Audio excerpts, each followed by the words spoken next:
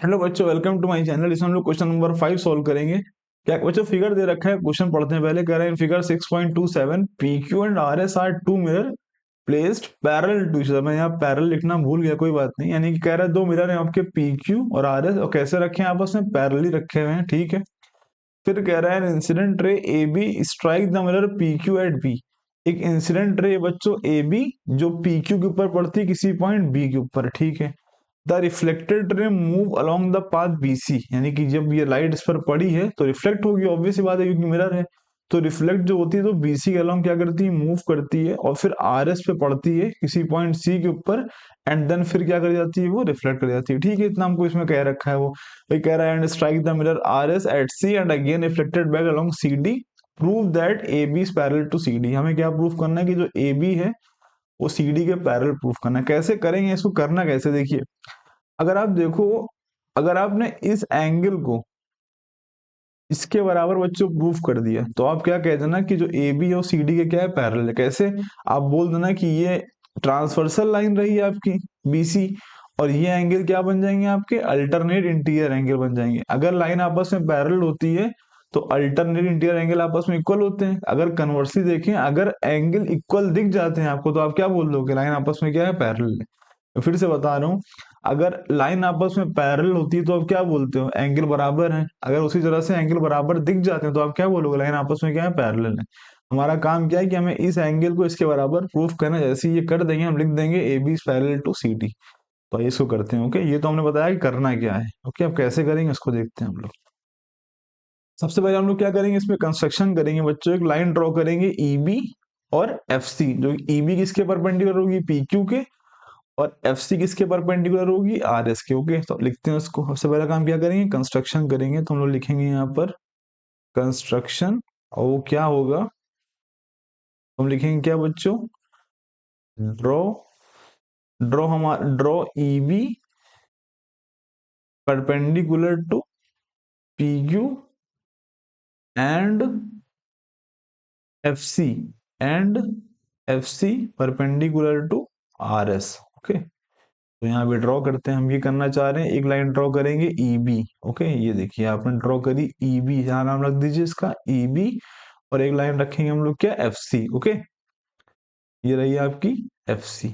अब यहाँ जो एंगल आपके निकल के उनको नाम दे दीजिए। आप देखिए ये आप एंगल क्या होगा, 1, इसको आप क्या बोल दीजिए, 2 बोल दीजिए।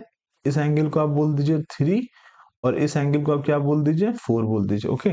बच्चों अगर मैं आपसे कहूं ये बात कि जो एंगल 1 है वो बराबर है किसके, एंगल 2 के, और एंगल 3 बराबर किसके है, एंगल 4 के। मतलब मैंने क्या कहा, ये वाला जो एंगल है वो एंगल 2 के बराबर है, और 3 वाला एंगल 4 के बराबर है। ऐसा मैं क्यों कह रहा हूँ, क्योंकि ज्योमेट्री में जब भी आप कुछ कहते हो तो आपको रीजन देना पड़ता है क्यों लिखा आपने। बच्चों देखो, ये क्या है, इंसिडेंट रे, और ये क्या है, रिफ्लेक्टेड रे, और ये क्या है, नॉर्मल।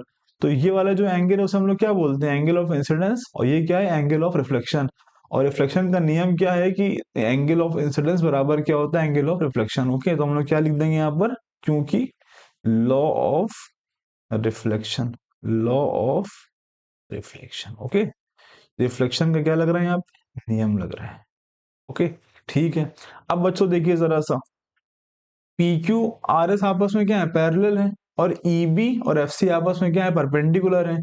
तो ऑब्वियस सी बात है EB और FC भी आपस में क्या होंगी, पैरेलल होंगी, ओके। हम लोग यहाँ पे लिखेंगे क्या बच्चों, हम लोग लिखेंगे जो EB है, EB वो पैरेलल टू क्या होगी, FC।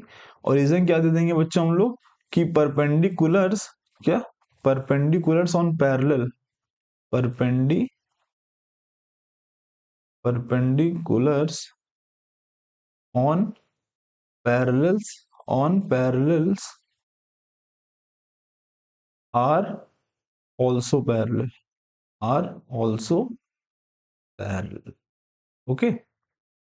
ठीक है। तो अब जैसे ही मैंने इसको क्या कहा, जैसे मैंने EB को FC के क्या कहा, पैरेलल कह दिया, वैसे ही मैं उसी वक्त में क्या बोल दूंगा कि जो एंगल 2 है और एंगल 3 वो आपस में क्या है बच्चों, अल्टरनेट इंटीरियर एंगल आपस में क्या होंगे, बराबर हो जाएंगे। यानी मैं क्या कहना चाह रहा हूँ, मैं कह रहा हूँ कि जो एंगल 2 है बराबर किसके होगा, एंगल 3 के। इसको इक्वेशन 1 बोल दीजिए आप। और रीजन क्या दे दिए बच्चों, alternate alternate interior angle, alternate interior angle. Okay, अब बच्चों देखिए एंगल टू किसके बराबर है, एंगल वन के बराबर है। यहाँ लिख दीजिए कि जो एंगल टू की जगह हम लोग एंगल वन लिख सकते हैं और एंगल थ्री की जगह पर हम लोग एंगल फोर लिख सकते हैं, कोई मना नहीं करेगा। इसको इक्वेशन टू बोल दीजिए। ओके ठीक है। अब बच्चों देखिए हम लोग क्या करेंगे, दोनों इक्वेशनों को आपस में क्या कर देंगे, ऐड कर देंगे। ओके, तो मैं पेज को थोड़ा आगे कर लेता हूँ। ठीक है, ठीक है। अब मैं क्या करूंगा बच्चों, इक्वेशन को आपस में क्या कर दूंगा, ऐड कर दूंगा। तो मैं लिखूंगा यहाँ पर adding the equation one and adding the equation one and two. तो ये क्या हो जाएगा बच्चों, angle one plus angle two बराबर क्या हो जाएगा, angle three plus angle four.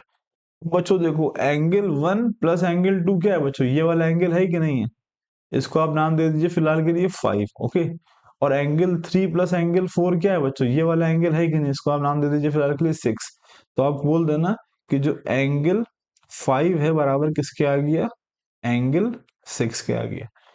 हमने शुरू में बताया था मुझे यही करना था, अगर मैं ये कर दूंगा तो मैं क्या बोल दूंगा, मैं बोल दूंगा हेंस, मैं बोल दूंगा हेंस, हेंस। तो हम लोग क्या लिखेंगे बच्चों कि जो ए बी है वो पैरेलल किसके हो जाएगी, सी डी के। और रीजन क्या बोल देंगे, बिकॉज एंगल फाइव बराबर क्या है, एंगल सिक्स के। इतना लिखने के बाद क्या हो जाएगा, एग्जामिनर समझ जाएगा कि आप एंगल फाइव बराबर एंगल सिक्स प्रूव कर दिए, तो ए बी क्या है, सी डी के क्या है, पैरेलल है।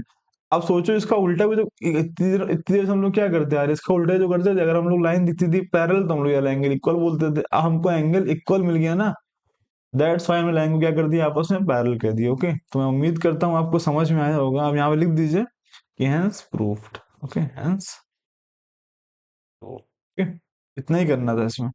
तो मैं उम्मीद करता हूँ आपको समझ में आया होगा। अगर आपको समझ में आया तो वीडियो को लाइक करें, चैनल को सब्सक्राइब करें, दोस्तों के साथ शेयर करें। तब तक के मिलते हैं हम लोग अगली वीडियो में, तब तक के लिए थैंक यू।